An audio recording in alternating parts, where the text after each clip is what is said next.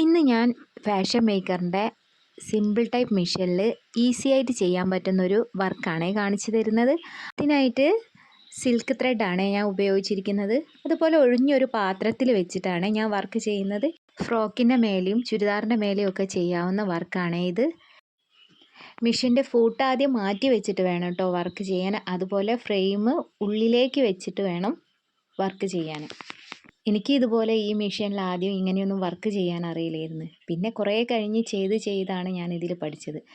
ഇതിൻ്റെ ഡീറ്റെയിൽ ആയിട്ടുള്ള വീഡിയോ വേണമെങ്കിൽ ഒന്ന് കമൻറ്റ് ബോക്സിൽ കമൻറ്റ് ചെയ്യണേ. ഇഷ്ടപ്പെട്ട ഒന്ന് ലൈക്ക് ചെയ്യാനും സബ്സ്ക്രൈബ് ചെയ്യാനും മറക്കരുതേ.